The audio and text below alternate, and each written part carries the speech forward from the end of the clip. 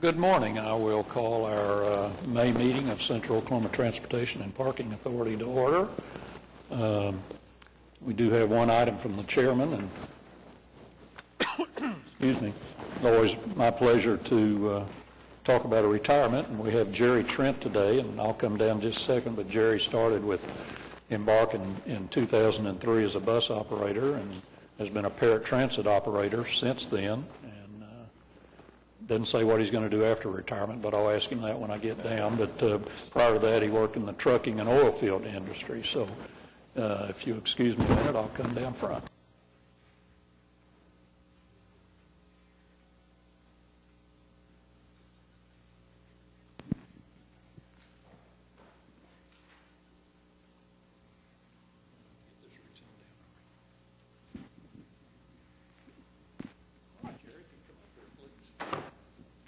This is on, okay? Yeah. The audience wants to look at it. Well, it's always a pleasure to congratulate, and we have a retirement resolution that is honoring you for your 13 years of service, and we appreciate that. And as I warned you before, I'm going to ask you one question. Paratransit operation, what one thing could Cotpa do better? Well, it's just like everywhere else. You know, the big thing, you got to have money to expand everything, and it's no, we know that. That's the big thing, you know. But it's come so far from when I started. I can remember when in the summertime we didn't even have air conditioners in anything, and they're bringing buses in on a wrecker every day. We don't have that problem anymore.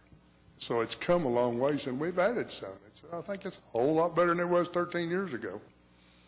Did you really get to know your passengers on the paratransit? I mean, was it pretty regular passengers? Oh, yeah. That's the one thing I'm going to miss because, you know, a lot of people you really flange up with, and you meet them and you get to know them. Well, and we've lost a lot of them, too, down through the 13 years, but at least you got to meet them and know them for a while. Well, that's great. What are you going to do in retirement? Nothing. Torment your wife? Yeah, I've been doing that for 49 years. Well, congratulations, and I hope you have a great retirement. And take that. All right. Thank you. Mm-hmm. Oh, I forget she took. Hold up.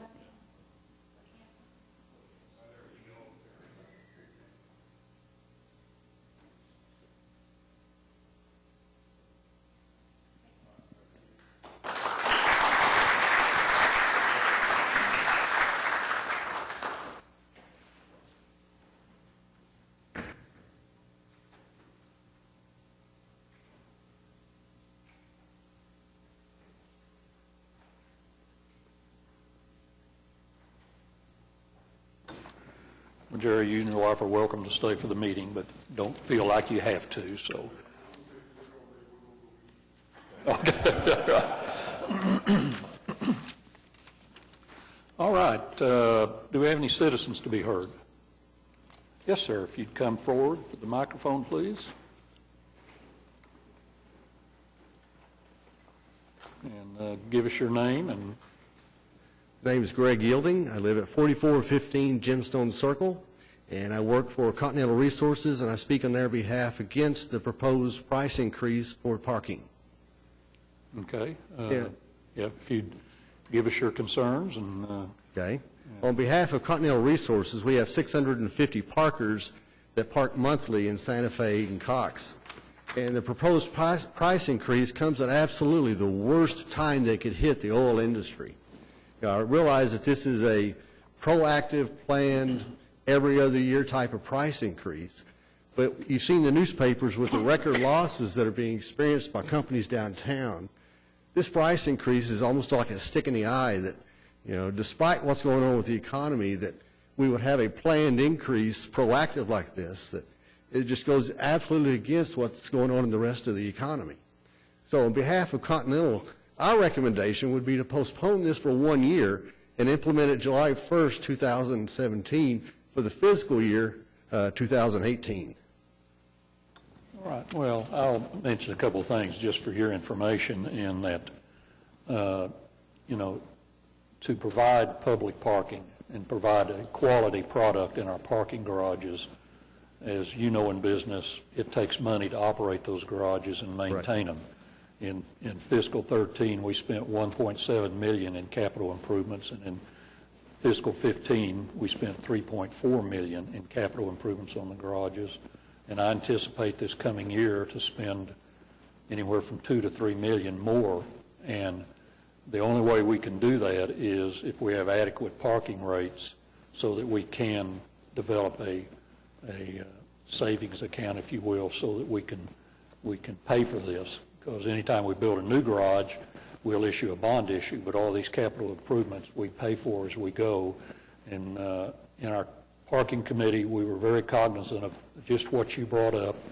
That is one reason we did delay it till our fiscal year again. And but to operate, it's hard for Cotpa to operate as a deficit, because if we do, then the city's got to subsidize it. And the parking garages have been profitable for many years because of the hard work of staff and trying to run a good business on the parking garages. And we'd hate to have to go back to the city again someday and say we need a subsidy. So we're very aware of your concerns, and we'll discuss your concerns about a year.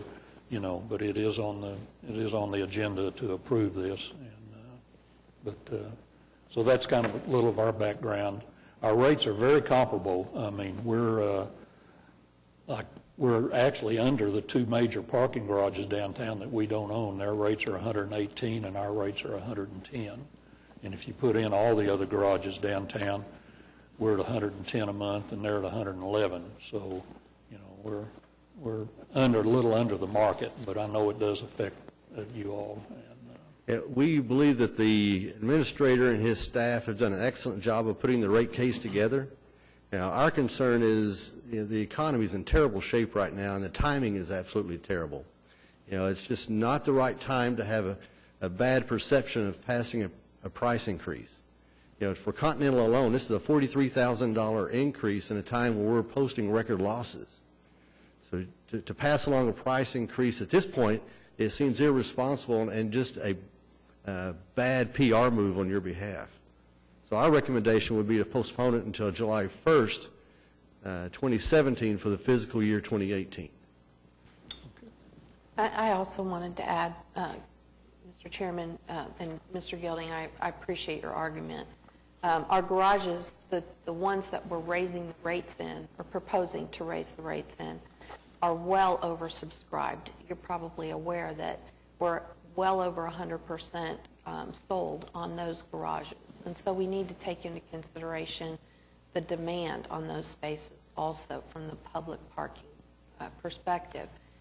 We are keeping the rates the same at a few of our garages. And so if price is indeed the driver there, you might consider some of your parkers moving to the other garages that the rates are not changing in. And we do work closely with the administrator and his staff and have voiced our concerns over the last couple of months about this price increase.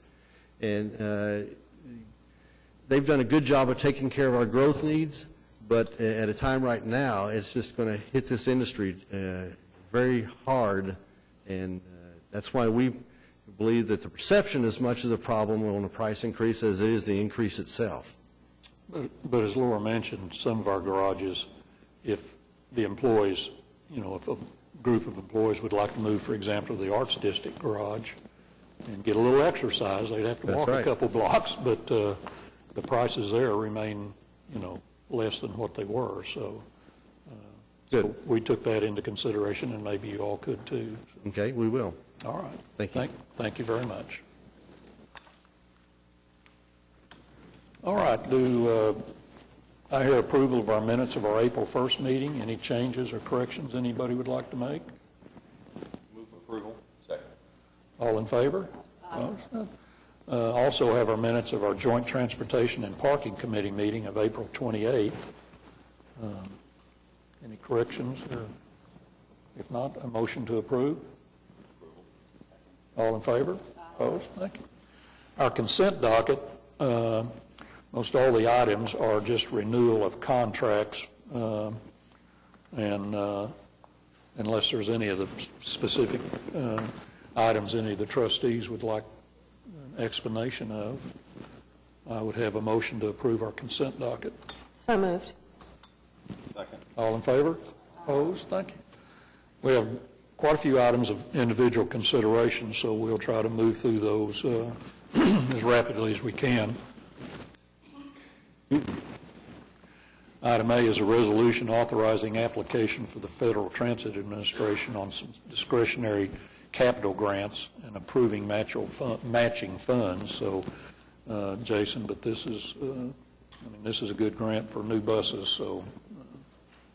Yeah, we're very pleased to be able to report to the trustees that we're able to participate in this grant program through the FAST Act, which, as we're aware, was signed into law in December of 2015. That legislation actually made available $266 million for competitive bus and bus facilities grants.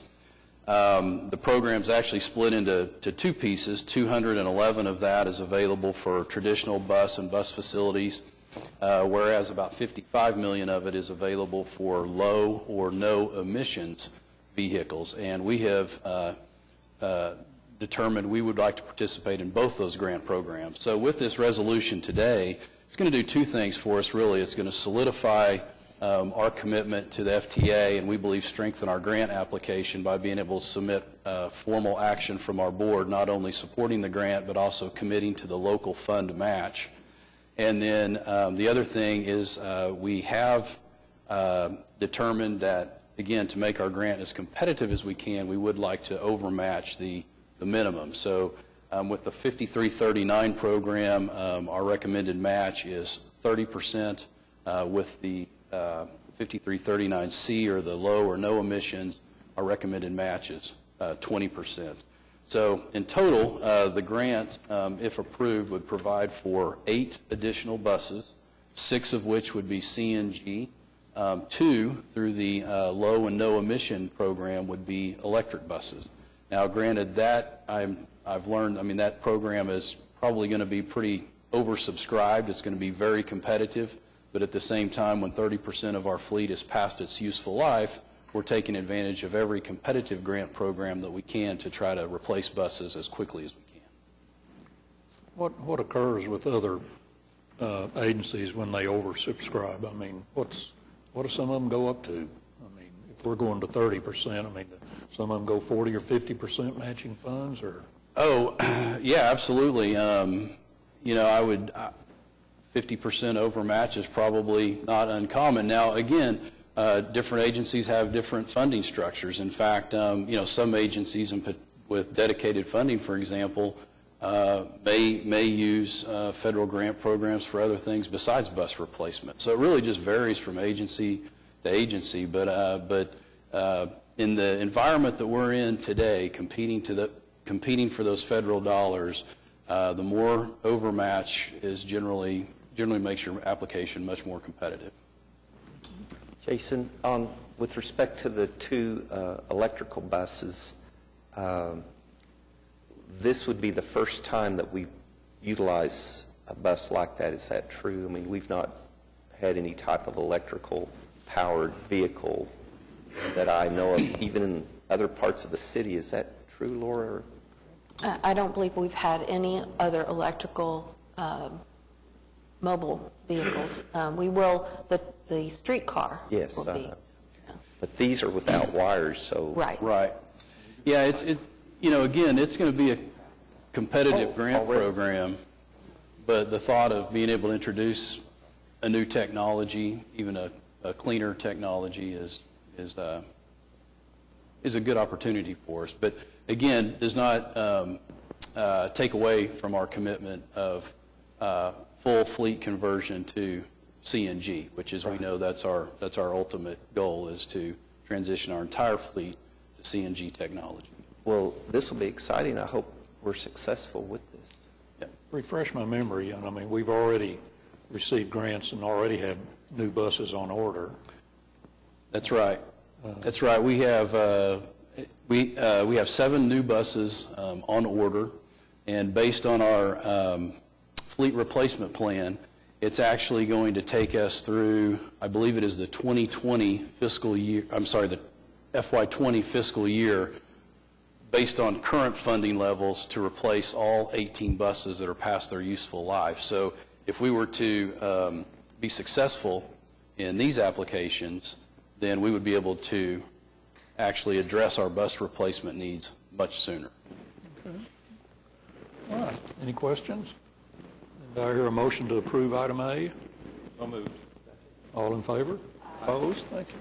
Item B is a grant with ACOG for public fleet conversion project. And you might explain that. I had a little difficulty quite understanding what that was when we talked. Well, with our working with our partners at ACOG through their Clean Cities program and their public fleet conversion project, which makes grant funding available for public entities that are converting their fleets to CNG technology or low or no emission vehicles.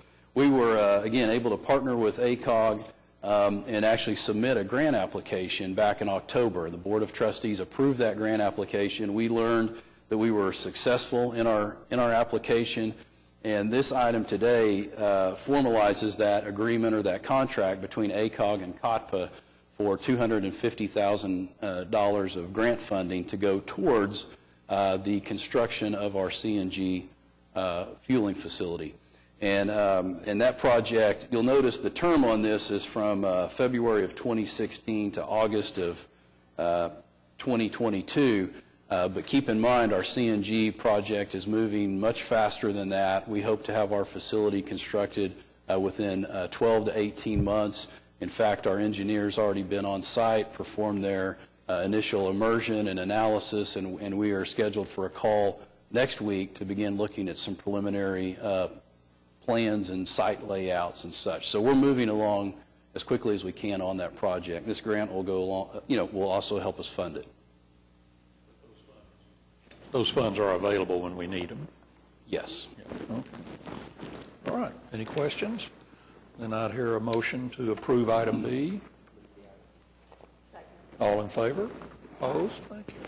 Item C is a request for proposal and RFP for van pool contractor and authorize the administrator to advertise and release for the RFP. And we did have quite a discussion in our Transportation Committee about this, but Jason, I'll let you give a little explanation for it, please. Sure, and appreciate the opportunity to do so, because this is we think this is an exciting addition to the Embark family of services, in that I don't believe we've ever been able to offer van pool before. And for those that are not as familiar with van pool is essentially a mode of public transportation, but the transportation is provided with vans, small SUVs, and really the idea is to work primarily with employers, for example, large groups where you have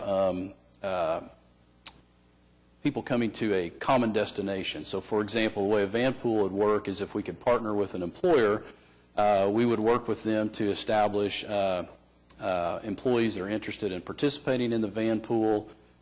They would all basically share a ride to work, with one of the people of the van pool being designated as the driver. So the advantages, obviously, to the participants is that they're able to save costs on commuting. There's obviously air quality benefits to van pool. It takes vehicles off the road. And then even from a transit agency perspective, a lot of times, and our goal would be to structure this so that it's basically revenue neutral, in that once the program is established, because we're able to track and record the miles and the passengers that are included in the van pool program, that will add to our 5307 formula funding. So there's a lot of plus sides for all the different participants in the van pool. So this RFP will actually allow us to be able to select a third-party contractor to administer that program and provide the vehicles for us. So they would provide the vehicles. Right. That is correct. But I'm curious how they think they will bid it, but not with such an unknown of passengers and miles. And yeah, I think we've reached out early on to a couple of different vendors. We know we have at least a couple of vendors with interest in the program, and I don't think it's not uncommon for the vendors that that bid these programs to bid on startups. So I think we'll certainly get multiple responses. That's certainly our hope. So the $60,000 budget includes an 80% match? Yeah, the $60,000 estimated cost is based on the assumption we have 10 van pools in the first year, which, may or may not be realized, but that's our goal for a pilot program. We'd love to be able to launch 10. And then what that equates to, I believe, is a $500, I believe that's a $500 monthly subsidy. I'm sorry, I'm just not recalling the numbers right off the top of my head. But basically what we would do is we would subsidize the van pool initially through grant funds that we already have. In fact, they're grant funds we've had on the books for a number of years, be able to leverage those to get the van pool started. And then again, as we start realizing and recouping some of the costs through our 5307 funding, they become revenue or expense neutral. Does the company that sponsors the van pools contribute, or do they just coordinate it? Yeah, it really depends on the employer or the group that you're working with. There's different options. Sometimes, the costs are shared between the participant and maybe their employer. Sometimes the employers will go so far as to just maybe only offer the benefit on a pre-tax basis.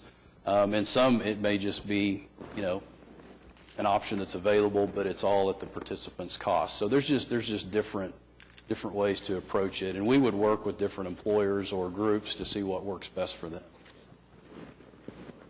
All right. Any other questions? Then do I have a motion to approve item C? Second. All in favor? Opposed? Thank you. Item D is approval of contract with Allen Gibbs to serve as external auditor for, Republic Parking and the parking system. Actually, this will include an audit of all of Cotpa's finances. And so this is an item that we typically do each year as the city selects their audit firm. As a trust of the city of Oklahoma City, we essentially enter into a similar agreement. So what you've been used to seeing over the last couple of years is a contract with BKD. The city has switched firms, so we are now going to be working with this Allen Gibbs and Hulick. I did want to mention the cost has actually come down. The estimated cost of about $51,042 is about $4,500 less than what our estimated costs were last year. So again, with this, they'll audit our finances as well as our revenue miles and the Cotpa pension plan. All right. So, okay, thanks. All in favor? Opposed? Thank you. Item E is approval of a contract with, and I won't, we'll name them all, Oklahoma Media, Southwestern Stationery, Cherokee Color, PostNet, Genesis Design, Laser Engraving, Surmer Printing and Printing Services. You might explain, but it looks like we'll give a contract to each one of them, so as things are needed, if one can't do it, maybe the other one can. So that's it. It helps us, the multiple contracts will help us be able to get the print jobs completed when we need them, and also gives us flexibility on pricing. So for example, if one vendor is, let's say, less expensive on envelopes and the other one has better pricing on schedules, then we have that flexibility. all right. Is there a motion to approve? All in favor? Opposed? Okay, item F is approval for proposals for a parking consultant services and authorize the administrator to advertise and release the RFP. Yeah, so this request for proposal, if you'll notice, the scope is fairly broad, but I think it brings a lot of expertise to our process that we'll be able to benefit from.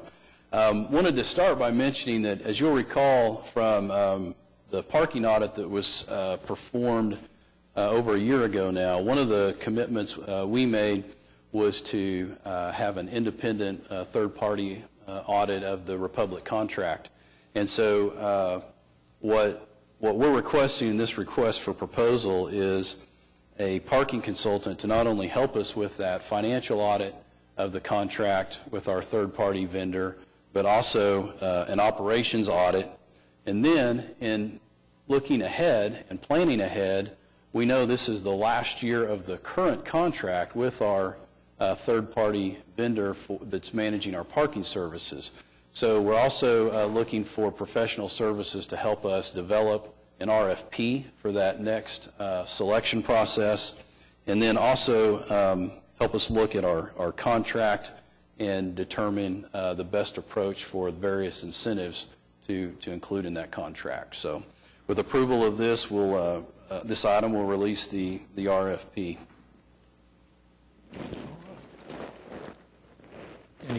How long do you think it normally takes this? I mean, it'll be done before our contract's up with the Republic, I'm sure. Oh, yes, absolutely. I mean, we hope to have a consultant selected, hopefully within 90 days or so, which would put us in position to be able to start working on that RFP well ahead of when the contract is due. All right. Do I hear a motion for approval? I will make the motion for approval, and I just want to add that we've had Republic Parking for a decade, probably, or maybe more. I'd say Yeah. a decade. So I think that the timing of this is really good. The world has changed, and there's a lot of technology and improvements out there. I really like the order that we're going in here with an audit of Republic Parking, with an opportunity to talk about the things that need to be in our next proposal, in our next contract, so that we can make sure that we're following on the heels of that audit with good changes in our business practices, but also that we're taking advantage of a company that will know the outside world, how parking works in other places, so that we can be sure that we're incorporating an up-to-date and modern type of business practice in our parking garages. So I move approval. Any discussion? All in favor, say aye. Opposed? Thank you. Item G is adoption of a resolution to increase parking rates for the Cotpa parking system for the fiscal year 2017. At least in the initial discussion, I gave a few of the, kind of ideas behind what has occurred, but Jason, if you'd like to expand on them a little, then please do so. Sure. And as mentioned, we do, as a parking system, we do need to look at our rates from time to time and evaluate our rates in comparison to the needs we have for capital improvements, to maintain sufficient revenues to pay for operations, and then, of course, maintain sufficient revenues to pay for debt service. And as our structures continue to age, and recent history shows it, we've been making a lot of capital improvements and investments in the system, and we want to be able to continue to do so. So we did have a couple of different discussions during Parking Committee about proposed rate changes. The changes that are being presented to the Board of Trustees today were approved by the committee and will really affect the hourly parking, the event parking, and then the monthly contract parking for 3 of the 5 garages. So I'll expand on those just briefly. On the hourly parking, currently the rate is $2 for the first hour, $1 for each hour after that. With the proposed rate increase, those additional hours would move to $2. So every hour in the garage would basically just be a $2 fee. On the event parking, we're looking at increasing from $8 to $10. And then on the monthly contract parking, we are taking a bit of a different approach than what we've done in the past. In the past, rate changes have typically been across the board. So every garage, the rate would change the same. And we are trying to be strategic and efficient in how we're proposing this rate structure, and really trying to tie it to some of the demand that we have on our garages. As a parking system, we want to be as efficient as we can, and efficiency is obviously related to capacity. And we know right now we have capacity in some garages, other garages were oversubscribed. So the rate changes for the monthly contract parking are really centered more around that demand-based pricing. And so for the Santa Fe garage, we're looking at increasing, or the proposal is to increase the rate from the base monthly contract rate from $110 to $120 per month. For the Century Center and Cox Center, the proposed rate change takes the base monthly rate from $110 to $115, so it's a $5 increase. And then, of course, as we've mentioned, the Arts District garage and the Sheridan Walker garage would remain unchanged. So, again, I think from our customers' perspective, by not doing an across-the-board rate increase, we do have options. So if price sensitivity is the main driver, we have options where we have capacity. We are willing to move customers. At the same time, if location is the primary driver, then those that are parking in some of the garages with the rate increase will be affected. All right, thank you. Any comments by any of the trustees? Then do I have a motion to approve? All in favor say aye. Aye. Opposed? All right, thank you. Item H is a change order, number 5, to tenant build-out Phase 1 of the Arts District retail space. I think Corey's going to speak about this one. Good morning, everybody. Morning. Change order number 5. Background first. On April 3rd, 2015, the board awarded a contract for Phase 1 of tenant build-out to W.L. McNatt and Company for just over $2 million with an estimated completion date of October 15th. August 7th, 2015, board awarded change order number 1 consisting of 9 items totaling $29,000 plus with no increase to contract days. September 4th, 2015, change order number 2 was approved consisting of 2 items totaling just over $7,000, again with no increase to contract days. November 6, 2015, the board approved change order 3 consisting of 5 items with just over $7,000 in 2 calendar days. December 4th, 2015, the board approved change order 4 consisting of 4 items totaling just over $18,000 and increasing the contract by 39 days.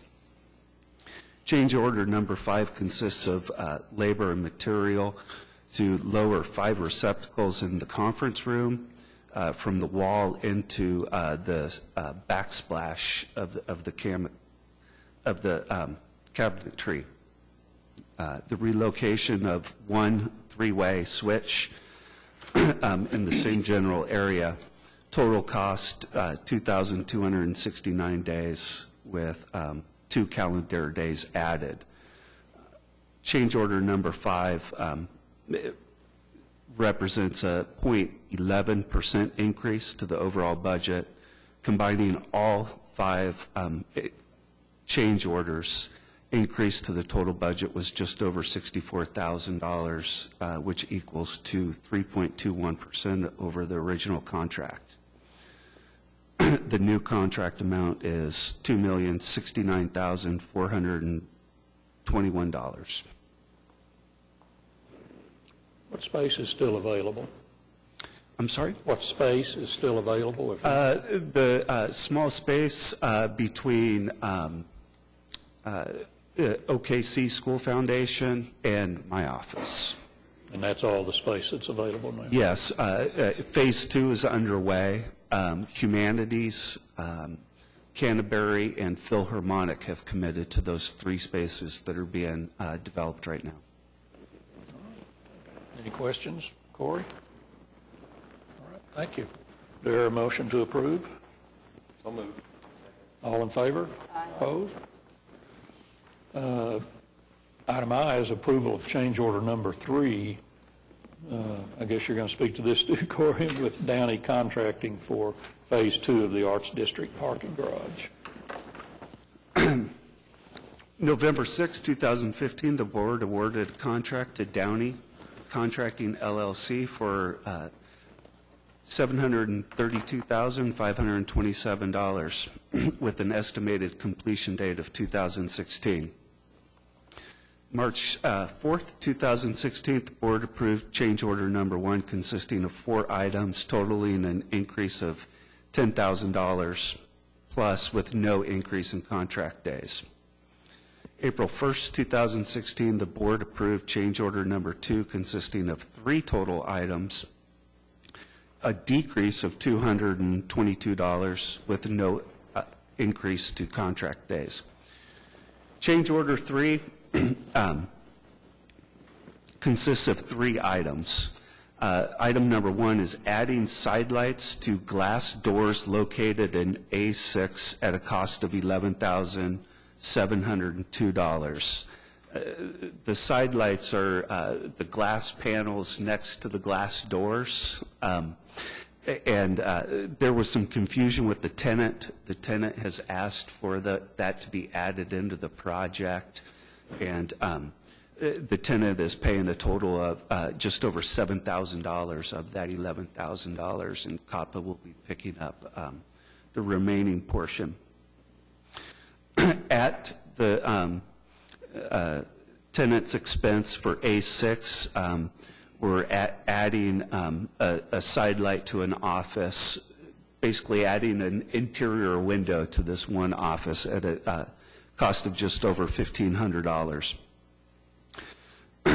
Item number 3 is add duct backdraft dampers to outside air ducts to evaporator units at the cost of just over $15. That's a modification to the air conditioning system so that when each tenant, all 3 of these tenants, the way the system is designed, the air will come into the interior of the building through one duct. Should one of them change their temperature, the backdraft prevents, for example, A7 from stealing heat or air conditioning from a different unit. The total of 21 days would be added to the contract in order to install those side lights as they needed to be ordered. Change order 3 represents an increase of just over $14,000 or 2%. Combining change order number 1, 2, and 3 represents a total increase of just under $25,000 or 3.41% over the original contract amount. Move approval. Second? Second, thank you. All in favor, say aye. Aye, thank you. Our last item is an adoption of a resolution waiving formal competitive bidding for purchase of SkyData parking equipment. And if you'd like to give us you're going to give us a brief discussion of that. All right. October 2010, Cotpa agreed to purchase and have installed a new parking access revenue control system manufactured by SkyData. Weatherby, Inc., the only local dealer of SkyData equipment, was the initial installer of the equipment and has been the supplier of parts, labor, and technical expertise to help maintain the system since initial installation. As a result of Weatherby being the only supplier that can provide and install new SkyData equipment, staff is requesting the board waive formal competitive bidding and adopt a single source resolution to purchase SkyData equipment. In order to more accurately track garage occupancy and collect the parking fees, staff is recommending the purchase of additional SkyData parking equipment for the Sheridan Walker garage. Adding additional equipment to the entrance/exit located on Sheridan will allow monthly access card customers to exit from either of the 2 exit lanes during peak times by using the card reader and provide additional exit onto Sheridan for transient parking customers. This setup adds 1 additional card-controlled exit lane for monthly access card customers, thereby diminishing the need to have the gates set to auto-open during peak exit times. The equipment upgrade will also enable staff to improve the reporting capabilities of Garage. We are estimating that over 5 years we'll spend $300,000 with Weatherby, which includes $71,750 for the equipment upgrade at Sheridan Walker. If I could jump in and clarify one point is on the estimated cost, you'll see $300,000 over 5 years. We may or may not use that authorization. What this allows us to do is the immediate need is the $71,750 for the additional gate equipment for the garage now, because Weatherby is the only dealer in the state that can provide the equipment. What this will do is this will just give us the flexibility as future equipment needs occur. We don't have to bring another item back to the board authorizing a single source purchase. Now, anytime we have a significant purchase like this, whether it be, $30,000, $40,000, $60,000 of parking equipment, it will be brought to the board. It'll just be an item for purchasing that equipment, not necessarily waiving competitive bidding. So I just wanted to clarify that. That just gives us some authorization if we need it over the next 5 years to be able to do that without having to bring an item back every time to the board. I will say the parking committee discussed this at great length and understanding and approved it. So, all right, do I hear a motion to approve item I? All in favor? Opposed? Thank you. Our next item is ratification of payroll and vendor claims for the period of March 29th through April 26th. If the trustees have no questions, then I would have a motion to ratify. Second. All in favor? Opposed? Thank you. Now our Cotpa schedule of revenue and expenses budget to actual for the 9 months ended March 31st. If Jason, you have any comments on that financial part? Sure, I have just a few, and I'll start on page 2 on the budget to actuals, looking at the Transportation Operations Division. Starting with the operating revenues, there's a couple of categories where we have overages that I'll talk about. The first one is Farebox. You'll notice we're about $59,932 over where we had projected to be at this point in the budget. Excuse me, that's 105% of our projection, up from 102 last month. And then the other item I wanted to mention was the state government subsidy. You'll notice we're actually over by $347,000. And again, that's just the timing of that subsidy as it comes in. We had it actually budgeted to receive later in the year, and we received it ahead of when we had projected. So you'll see that number even out either next month or the following. And then as far as 2 revenue items where we have negative variances, I wanted to mention federal grants. As you'll recall, last month we were essentially right on target with our federal grant reimbursement at like 100.2% of the budget, so pretty much dead on. This month we're at $187,000 less in federal grant reimbursement revenue than what we had projected. And again, the primary driver of that is our expenditures. So if our maintenance reimbursement expenditures in particular stay lower than what we had anticipated, then we're going to draw our federal money a little bit slower. But we do not obviously lose any opportunity to draw on that. And then in advertising, I wanted to point that out as well. You see about a $51,000 variance from what we had projected, or about 70% of the budget. And what we're seeing there in terms of advertising is just a decline from our vendor in their advertising sales. So it's just a matter of less advertising being on our buses. So we'll continue to work with the advertiser. I know Michael and his group have had a couple of different conversations trying to understand the market a little bit better. But right now, the fact is our advertising is down. We have less wraps on the buses.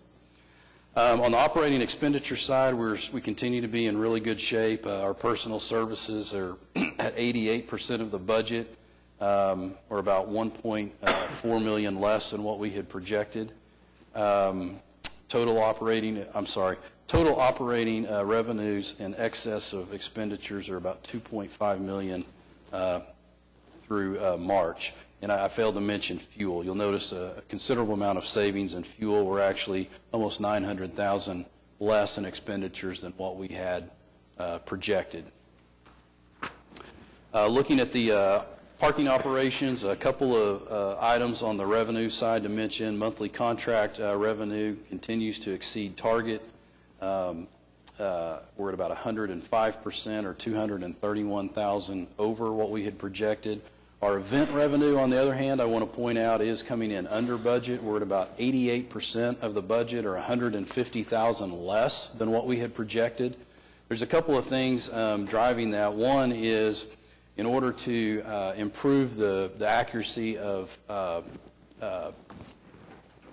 tracking the tickets in the Cox Center garage in particular, we really refined the way we conduct business over there in terms of event revenue versus transient revenue.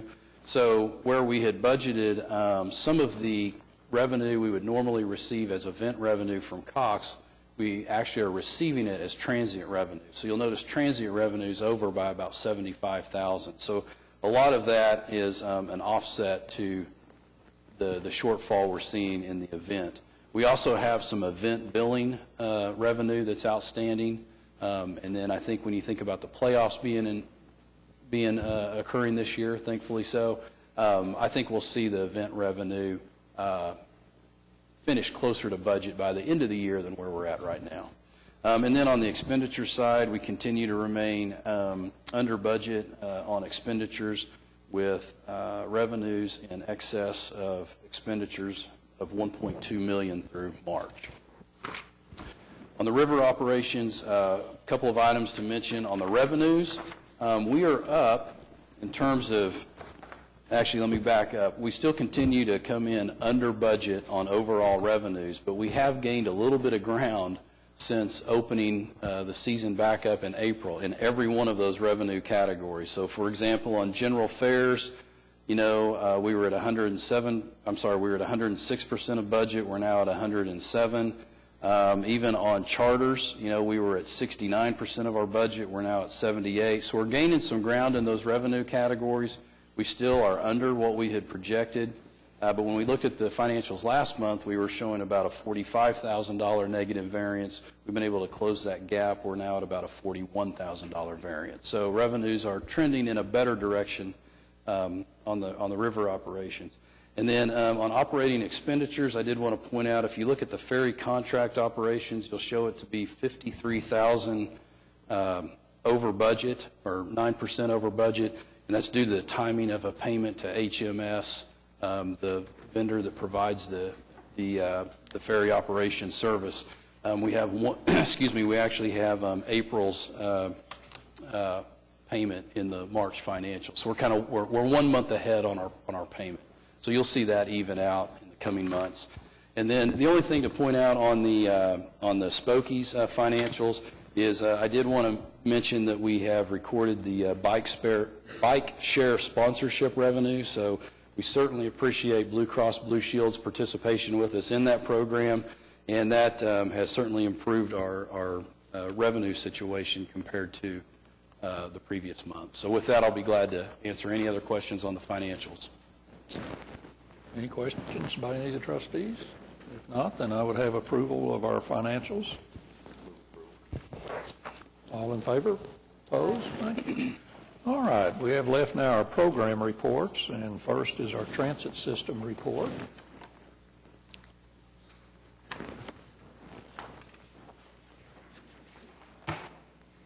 Mr. Chairman, trustees, good morning. Thanks for having us. Just a quick word on Mr. Trent and the paratransit operators. He's an absolute prince. He talked about the people on his bus, and I can tell you that the way that we treat paratransit is as if we're moving our own parents and handicapped brothers. And he has truly, and I get on the bus with those guys, and literally everyone on that bus loves each other. That's the best service that we provide, and helps me sleep at night knowing that we have truly accomplished something. But Mr. Trent and many others are absolute princes. I'd like to touch on 4 topics of the March 2016 transit report, safety, ridership, on-time performance, and our performance in relation to our year-to-date goals. I'd also like to provide a modern streetcar update. Safety. We were responsible for 5 preventable accidents during the month of March, which is a rolling average of 3-month rolling average of 5.3. Each of those accidents, or I should say none of those accidents, resulted in loss of life or dollars. And we're finding that the preponderance of our strict preventable accident events result in 0 harm. And that we can take the lesson learned, because there is some mistake that leads to that accident, but we're thinking about seriously or considering seriously expanding the classification to not just lump all preventable accidents alike, but rather to stagger them at least in a major way according to the severity. And I'll report back to you as we go down that path. We had 6 non-preventable accidents during the month of March 2016. I'm going to try. If you look at the slide, you'll see the average daily ridership of our community, of our fixed route service, was 11,061, which is an increase of 2.8% over the passenger trips from last March, which are 10,762. Now, our overall cumulative growth year over year is at 5%. And 5% for a transit system our size is perfect, because it allows us to, in a coordinated way, almost seamlessly provide additional resources to serve those customers. And in some months it's more than that, in some months it's less, but that average just is our sweet spot for our transit system to not falter as the service grows. Link service. Daily ridership for the 6-day-a-week service in March was 37, which is a 21%, 37 trips per night, which is a 21% reduction in trips from the previous March. New night service. I love new night service. We provided 7,122 passenger trips in March 2016 compared to slightly less than 6,000. Compared another way, we serviced, or we provided 310 passenger trips per evening, which is a 9% increase from the previous month. As far as the new routes go, and it's wonderful, the growth in the 2 new routes was almost double the growth in the existing routes that we had, which were the 11 and the 23. So we're seeing growth in the right areas. And it's going quite well, too. On-time performance. Our on-time performance was 68.10%, which is a 3% decrease from the previous year, but it is an almost 4% increase from the previous month. Now, we're working diligently to eliminate or to increase our on-time performance, and a big part of that, of course, is the elimination of early arrivals, which is a hard thing to do accidentally. Our report card. Number of passengers per service hour, we were at 96%. Number of passengers on per operating day, or passenger trips per operating day, is at 100%. Our on-time bus arrivals is climbing, and it's at 88% of goal. Number of miles driven between road calls, which with our fleet is very, very respectable showing, we're at 130%. Number of vehicle accidents per 100,000 miles, we're 79% over where we should be. And the number of passenger claims per 100,000 miles, we're at 81%. Thank you. Are there any questions about that part of it before we go into the streetcar update? No? I'm sorry, couldn't find my button there. Hi. Hey, good morning. Good morning. Would you mind speaking to why you think there's been a decrease in people using the link service? Does that have any, well, you tell me and then I have an idea. Yeah, no, thank you, Trustee Cooper. The biggest impact is that our night service, the expanded night service, is covering, I think, 98% of there are 4 outliers or 5 that are not serviced by that. And that's a good thing. That is an excellent thing, and I just want to commend you all for the night service that you all are doing. Thank you for letting us do it. Well, thanks for doing it. Well, we can keep doing this. Oh, thank you. Thank you so much. I brought my clock up here with me so that since we're going to go into the modern streetcar update, in 6 minutes, it's somewhat historic in that Kansas City, in soon to be 5 minutes, is going to roll out their maiden voyage of the modern streetcar. Now, we corresponded this morning with Tom Garrard, who is their CEO, and personally, gave them our best wishes, but additionally thanked he and his staff for being the pioneers who will stub their toes and allow us to benefit from those, from the lessons that they learned. As I say that, staff went to Kansas City a couple of weeks ago for the Modern Streetcar Coalition Summit, and we spent some days up there, not only touring Kansas City. We rode their streetcar operation, but we toured intensively. It was very beneficial, their operations center and their maintenance facility. We've done a similar thing in Dallas, but in Kansas City it was a few-day-long event where anybody who was anybody almost in the world was at the summit meeting, and all of the existing and planned streetcar operations sent representatives. Did a number of things that expanded our knowledge, but in my case at least, it more than doubled the contacts of these people who are going to assist us in Oklahoma who are unfamiliar with streetcars. It was a very, very productive event. Other streetcar events, MAPS 3, ADG, and Jacobs Engineering, which is designing our system, all traveled to Brookville, Pennsylvania, which is 2 hours from anywhere. It's 2 hours from Cleveland, 2 hours from Pittsburgh. It is out there. And they came away, and those are some smart guys, and they were toured their facility, watched the manufacture of buses just like our streetcars, just like ours, and came away very impressed. And the guys I know that went there aren't easy people to impress, so I'm very pleased by that.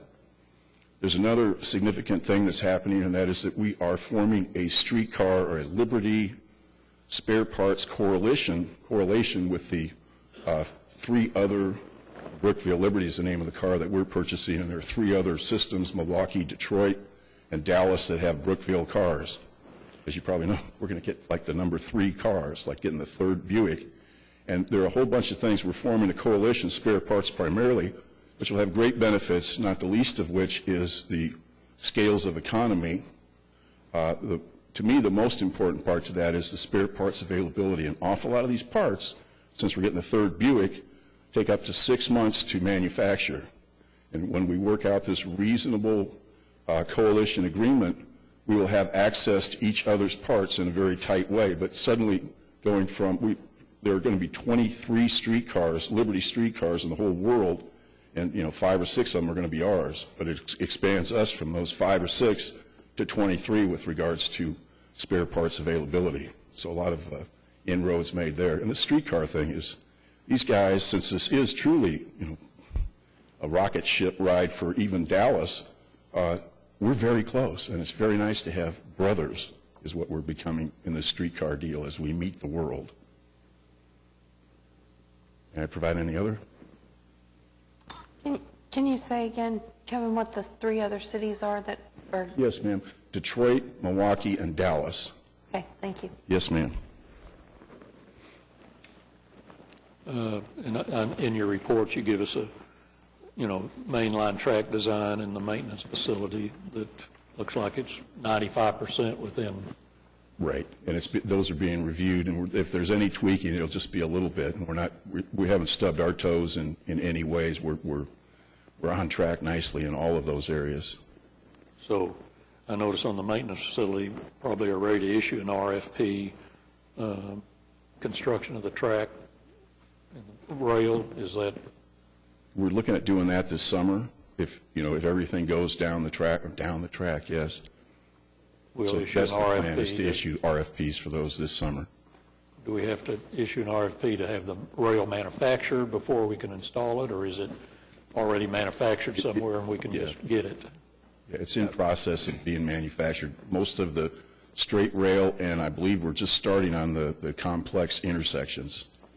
Yeah, council's already, approved an item for the rail procurement, so it is in process. Any other questions? All right. Thank you. I should do a tap dance because in about a minute, they're going to kick off in Kansas City. Thank you. All right. Our long-range plan and Larry, good morning. I don't have any dancing, but I do have a good announcement for us. Okay.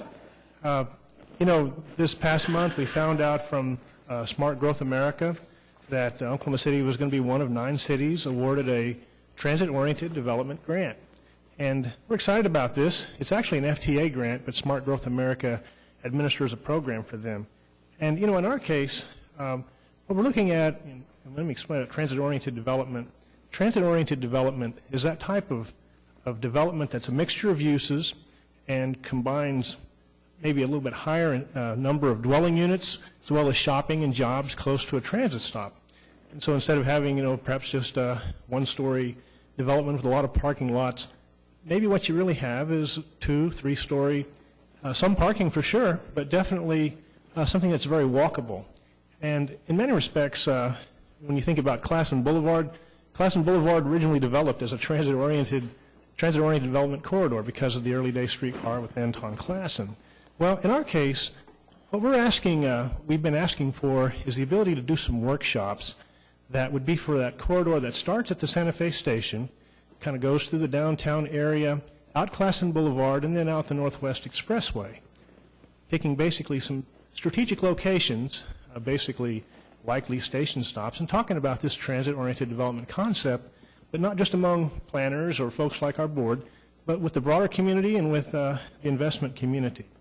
So, the hope is that even though a lot of people know a little bit about TOD, something like this will kind of help kind of consolidate that traction and increase the momentum of developers, investors, and the public who see a value in developing around transit.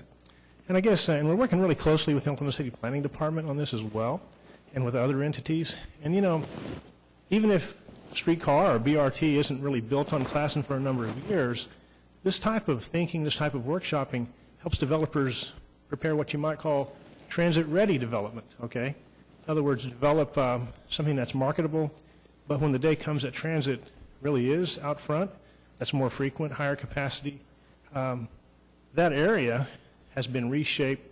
I think of it as kind of like the DNA of that area, basically ready, and ready means ridership. So, we're really excited about the prospect of this. We know there's been a pretty good response to our scope and what we want to do. And we're hopeful that maybe in the later part of the summer, we'll have Smart Growth America in town for a couple of days to do hopefully 3 or 4 workshops of different types with different audiences. So we're excited about that. The other thing, I'd kind of like to mention just a few other items that are going on in terms of the planning area. And one is a little bit related to that. We've had a meeting with the Public Works Department and with Opticom about traffic signal priority. And basically, TSP, traffic signal priority, is a way in some strategic locations to help a bus get through a location and traffic signal a little faster to help with running time, on-time performance, and the like. Not something you do everywhere, and it was a good meeting with them, and something like that could definitely be helpful in some corridors, and especially for things like bus rapid transit. We also, in the past month or so, have done some research on the cost of initiating BRT in different cities, so it's kind of helpful to have a hip pocket sense of that in contrast to streetcar. And then last week, we had an interesting presentation with some students at UCO and some folks in Edmond about sustainable transit, and probably the best thing about it was I think the only people who were over the age of 30 were probably the presenters, maybe, and the professor. So it was good to see a lot of younger adults taking an interest in that. And just as Jason mentioned, yeah, we'll be applying for grants for these bus replacements. And, that's a good activity. Chip Nolan and I will probably kind of take the lead, we have been on trying to get that put together. And that's going to be a good thing. And, when we applied for the Smart City Challenge initiative of the U.S. DOT this winter, we didn't make the finalist list. Only 5 or 6 did. And, one of the things that we knew that we weren't strong on was the city and really public and private sector use of electric vehicles. And so this type of application is a step in that direction, so a way for us to show that we're taking some initiative, and it will be very competitive, but at a minimum, at least we're kind of making some progress in that way. The final thing to mention is about Vanpool. I remember when we were looking at this back in 2012 and 13, we looked back at the long-range plan, the 2000 long-range plan, and sure enough, it recommends Vanpool. I think it had about one paragraph, okay? But, basically, it's kind of exciting to see that this project is also beginning to come back around and can be a helpful thing. And really, it's, there are a couple of different partners businesses who've been interested in that, and coincidentally, they're like a half mile apart. So hopefully there can be some synergy around just that sort of thing. And so, between the Cotpa subsidy, the chance for those employees to take a commuter tax benefit, Vanpool has considerable promise. So with that's my report on planning. Have you had recently a Regional Transit Authority Task Force meeting? Well, they meet about monthly or so, and Jason can he might want to report on the latest results of what's been going on there. Progress that's been kind of steady in terms of their discussion. Their discussion about what? Oh, about the exploration of having a regional transit authority. Yeah, I can comment quickly. We're meeting once a month as part of that Regional Transit Authority Task Force. Of course, any of the trustees that are interested in attending, I believe are more than welcome to do so, and I can make sure we get those invitations out so you know when we're having those meetings. The primary discussion we had during the last meeting was just looking at different ways to organize the Regional Transit Authority. Obviously, you have to start somewhere by drawing it on the map. So what makes sense in terms of the types of borders to follow? Does it follow counties? Does it follow voting precincts? I mean, what kind of guides the shape of the district? And a lot of that work has been done from the steering committee. The RTD steering committee did a lot of that work several years ago. So it's really right now we're kind of in the process of bringing back a lot of that work that's already been done, making sure the task force is familiar with it, and then just discussions about what makes the most sense for our region. But I really do got to say, at least based on our last meeting, a lot of the work that the steering committee did has been very beneficial and probably given the task force a considerable head start. Larry, thank you. Parking system report. You still have something to say? Thank you. Okay. In comparing March 2016 to March 2015, March 2016, total operating revenue was just under $600,000 at $594,000. When comparing that to March 2015 was just over $1 million. There's a real good reason as to why that is. Event revenue in 2016 was $110,000, and in March, $577,000+. What happened there was, in March 2015, we received a payment from Thunder, the prepaid season parking passes, which was just under $250,000. In December 2015, we received our payment considerably earlier due to invoicing times.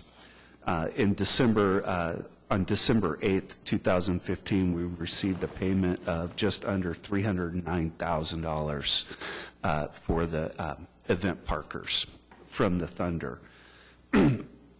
Monthly parking, we continue to oversell.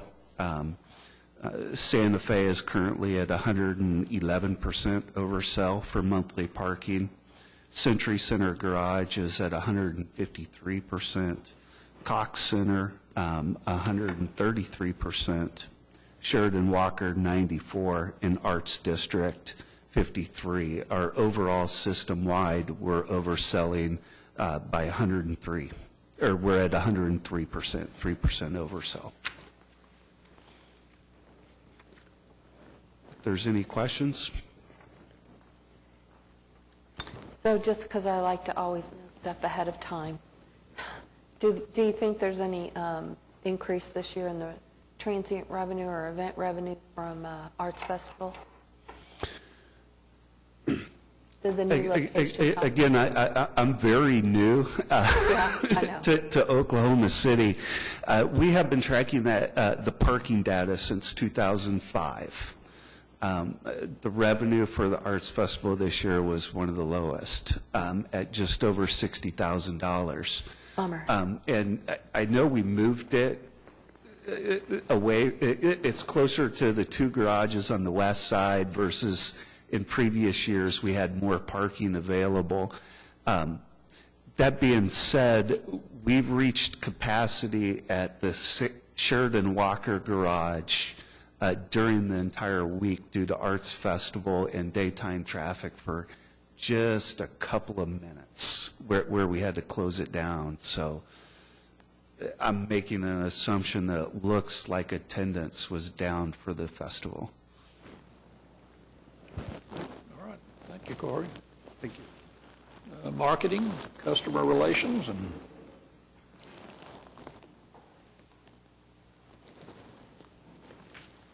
Good morning. morning. It's good to see all the Thunder colors, and we wish them the best of luck tonight. Represent us well. I would like to share just a few things about our customer survey that we had completed, but I'd first want to open the opportunity to you for any questions regarding the report that was provided to you. If not, what I'd like to do is just share a few of the findings that we have from our customer survey. ETC Institute was awarded a contract last year, late last summer, to provide a survey and market data research for us. They conducted the survey in in November of 2015, and they were able to conduct surveys on every weekday route and Saturday route. More than 1,258 surveys were completed, and that was what we needed at minimum, or a little over what we needed to be a statistically valid sample. And they also made sure that we had a statistically valid sample of each route as well to make some assumptions and draw some conclusions regarding the services that we provide. One of the analyses we looked at, or one of the pieces that we looked at was what's the purpose of your trip. And what we like to do is here you see just the basic, the findings that we found or what people reported. But what we like to do is cross-reference those with a few other pieces of data that we gather from the survey. And one of those was we learned that when we compared those who responded that going to work was the primary purpose for their trip with the primary reason the customer was using transit, we saw that 25% stated they used transit to get to work because they didn't have a car. 8% stated that they used transit to get to work because they could not drive, and that a lot of times translates to those who don't have a license or it's invalid. Or it could also mean don't have a car as well. And 4% stated they used transit to get to work to save money. Those were the three highest percentages that were provided, or that we've learned from. Another facet of the survey we learned of, we asked them, how did you get from your home to the nearest bus stop? No surprise here that 90.7% of those who were surveyed stated that they walked. Now, of those that walked, that responded that they walked, 52.5% said that their walk took about 1 to 5 minutes to reach the bus stop. Almost 25% said it took 6 to 10 minutes. Almost 20% said it took 11 to 20 minutes to reach their stop from their home. And then 3.5% said it took anywhere between 20 and 30 minutes to reach their stop.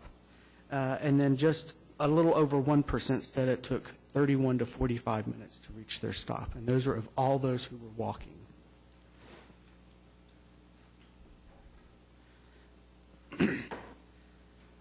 Here's where we ask about our overall embark service ratings. We feel like this is a good representation of how people perceive our services and the wide gamut of services that we provide. When looking at the overall service ratings and how they stacked up by route, what we learned is that those who rode routes 5 and 38 tend to rate the services higher than other customers who rode on different routes. So they tended to rate us excellent or good at a much higher trend than other routes. In July, we are hoping that Chris Tatham with ETC, who also conducts the survey work for the City of Oklahoma City that they do annually, we're hoping that he'll join us for our July meeting, and he'll present even more findings and also present some analyses that we can use to help us to present information to you and help you make better decisions as well about what types of services we might want to expand on or change, or some insights in how our customers perceive those. Those will also include some results from a non-rider survey, which is a market survey that we do of the entire service area to find out what obstacles are there that prevent people from possibly using our services. And then finally, I just want to commend Larry Hopper. This last month, he and a group of individuals, they took time to volunteer and to help clean up the corridor along South May Avenue. Larry Hopper, he organized a litter blitz, and volunteers picked up trash, they mowed, they trimmed trees, and they did all of that in an effort to improve, the neighborhood in which we belong. And we want to definitely continue to help improve that area. So we want to definitely thank those who volunteered to do that, and especially Larry, who saw the need and then took action and organized the effort. So thank you very much, Larry. With that, I'd be glad to answer any extra questions. I just wanted to mention that was obviously part of the mayor's litter blitz that he had initiated. We obviously wanted to participate in that and do appreciate Larry getting us involved. And then, Michael, do you mind going back to the first slide you showed? I don't think we got a chance to touch on that one, but I thought it was interesting that we have, it appears anyway, people using our system that are new to transit or new to our... Yeah, I don't want to steal too much of Chris's thunder when he comes, but one of the things that's interesting about this slide is that it's relatively a high number of people who have used the service 6 months or less. So 22.81%. So we're not only providing more trips to existing riders, that contributes to our ridership growth, but we're also seeing new people using transit, and that they're doing it at a higher rate than is surprising, I think. And you also see that with the 1 to 2 years, you still are, above 15% there. So that's a good trend. And we want to continue to watch that and hopefully see that continue to grow over the years. Well, I made mention to Jason prior to the meeting. I think it's remarkable that just on our fixed route service, we'll probably serve over 3 million customers this year. Yeah, absolutely we will. We're right on target for that. That's pretty remarkable. Yes, it is. Michael, the new, I think it's new, video that explains if you want to bike to the bus stop and then take the bus on to work, I think is an excellent video, and it really helps for those newer passengers who may not use the bike that much, understand how that process works. May the 20th, I think there's a citywide ride your bus to work day. Maybe you all could do something connecting that video, in a week prior to that event to kind of encourage people to, if they wanted to participate as far as riding their bike to work, but couldn't perhaps ride the full trip on bike, to utilize the transit service to, I think we would still give them credit if they showed up and only rode part way. And yeah. Well, David, you will lead the way. I'm going to. On Tuesday morning council meeting, you can ride your bike across the street to the council meeting. Yeah. But it's a great combination. And like with myself, the closest bus stop is about 2 miles. So I've never utilized the bike and bus, but I do plan to do that over the next couple of weeks in preparation for May the 20th, because I'm not sure at this point if I'll ride it completely on bike or use use the transit. I think once you start doing it, you'll get a little bit comfortable with that process and would use it quite often. It really makes a lot of sense. And again, your video just walked through the steps very nicely, and I thought it was a great video. Thank you. We've seen a tremendous response just from the video, but it's really interesting because a lot of people are surprised that we carry nearly 60,000 bikes every year. So we do track those numbers, and we often hear that sometimes our bike racks are full, and how can we expand that or how can we grow that to make more bike space available? But those are all good problems to have, and we're continuing to look at how we can resolve that. Do you know, do other locations have either larger racks for bikes to accommodate more bikes or a second rack or something? Do you know what some of the alternatives are? Yeah, right now, the largest bike rack that we're aware of holds 3 bikes. Okay. And we actually have a few of the buses with those larger bike racks, but that's pretty much the limitation right now is the 3. And you got to think about how far that starts sticking out in front of the bus when you get the 3. So that's the largest one we've seen at this point. Okay. And it would be inappropriate, I guess, to try to use one on the back side of the bus, a rack? I'm just not familiar with a manufacturer that puts them on the back. Yeah. So. And there's some coordination that that takes place, as you know, with eye coordination with the operator and the person loading a bike to know how that all is choreographed and making it all work together. So that might be challenging too if it was on the back. But. Exactly. Yeah. And the drivers that I've seen, that I've experienced, do a great job working with those who are utilizing the bicycle plus using transit. So it's a great system. Well, David, be careful, please. For my birthday last year, my wife gave me a gift certificate for a fancy bicycle, and her son said, "Do not get Chris a bicycle, he'll kill himself." So I got out of that deal pretty quick. Well, and this is not the place. It's on Tuesday mornings, but since we're talking about it, I will say the biggest problem I encounter riding my bike is the area closest to my house, just because there's a lack of sidewalks along the main arteries. And I've mentioned this, although it hasn't resulted in anything. I think we, going forward, need to put a greater emphasis on providing sidewalks and other means of utilizing bicycles back and forth to work versus solely for recreational use, which was what our focus has been so far.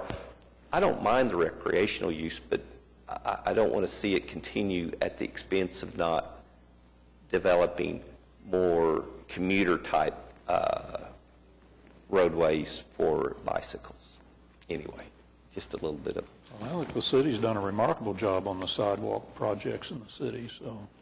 Yeah, I would actually like to, well, I mean, there's a lot of work to do. Oh, okay. There's a lot of work to do, but just to speak, I have a comment and a question for Michael. My comment is just to build on what Councilman Greenwell just said. When you all did the open streets, when we did open streets on the south side, on Southwest 25th Street and 29th last year, my buddy Cameron and I, we both live in Jefferson Park in Paseo, and we got on our bikes, had our helmets, and we biked through Mesta Park, Heritage Hills, Midtown, downtown, and we were able to do that largely because we've made such a smart investment in bike lanes and sidewalks through this downtown core. And eventually we get to the river, and it was really the first time in my life, even though I've grown up in this city, that I felt like we had a river. I mean, you're riding right over it, and you're no longer in your car. You're forced to confront the fact that there's these elements around you. It was great, but Councilman Greenwell's exactly right. The sidewalks and the bike lanes are critical to encouraging people to take those bike rides. And I'll tell you, biking from Paseo to Southwest 25th Street was something I had never even considered as a possibility. Went by just like that, and it was because we felt safe. We had those bike lanes, we had those sidewalks. So that's one comment, and just on that. My question is actually going back to the reports from earlier. Would you mind commenting on why you think some of the advertising might be down in terms of, well, I mean, just the sales and what's going on in the market right now? Sure. Well, just as the city is experiencing a downturn in the economy, as we are also a part of that. And so there have been outdoor overall, whether it's a billboard or whether it's our buses or if it's benches and shelters, there have been decreases in the advertising revenue. And a lot of that is associated with our energy partners have been great to utilize those advertising channels in the past, and when they have made trims or cuts to their budgets in that area, that definitely affects us as well because we're part of that mix of advertising for them. But we've also seen some interest from other areas, and we're hoping to see that grow and continue to work on that. We have a contract that is about to expire, and we'll be bringing that back to you for its final one-year extension, at which time we're also going to be bringing, a potential new structure of how we would approach advertising and look at how we would, similar with parking, what are some ways that we can re-look at our contract and what our expectations were considering the changes in the market that has taken place in the last 5 to 6 years, and how can we write a contract or a scope of work for new work that meets our modern day and current existing conditions and maximize them to the most potential. So those are all things that we're also looking at from the transit advertising side, especially as we look forward to streetcar and other modes with van pool or what have you. Thank you. Jason, I just wanted to ask you to invite the planning department to come to our next meeting and present the status update of the city's first bicycle pedestrian master plan that will be presented to the city council on Tuesday. So it's the status report on how that plan is developing. Might be, Noted. Given our conversation today, it might be of interest to the entire board. Okay, any questions, Michael? Thank you. River. You get to give us a report now because we're up and running. Good morning. Before I go into the river, I'll just mention with Spokies that we have met with the planning department about their plans for dedicated bike lanes and protected bike lanes and things like that, and the avenues that they've selected, and we're using that as a footprint for future expansion of Spokies so that our Spokey stations are actually on some of those bike lanes.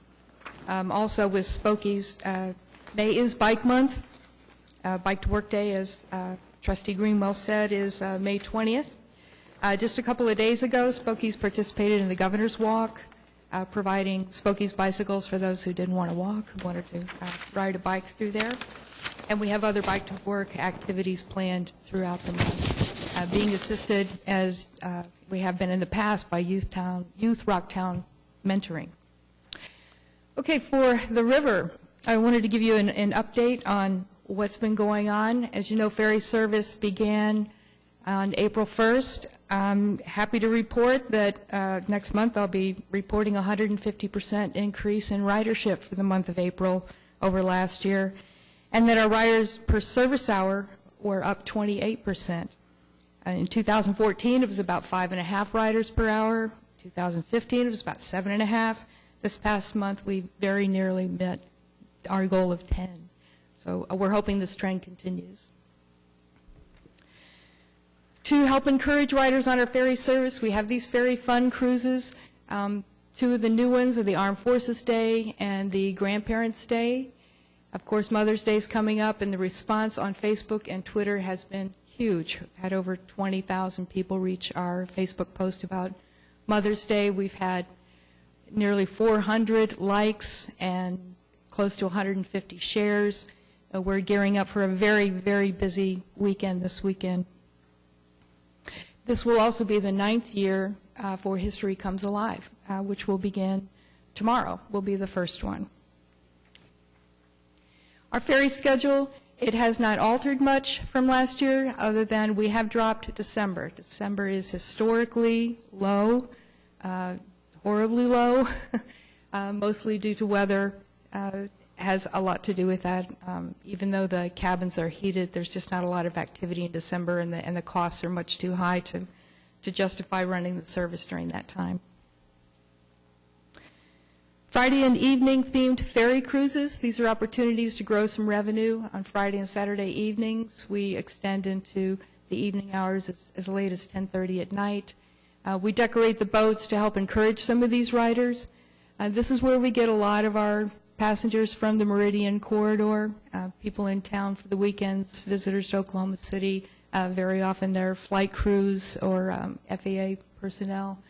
And so we decorate according to these themes to help make it an enjoyable experience while they make their way into the downtown area.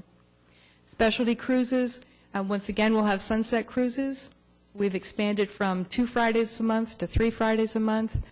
And then Haunt the River, we've expanded from 4 to 6. This is because of the waiting lists that we encountered last year when we were running these cruises. The refurbishment of the Devon Discovery is complete. These pictures show you the painting that was done. This is a high gloss epoxy.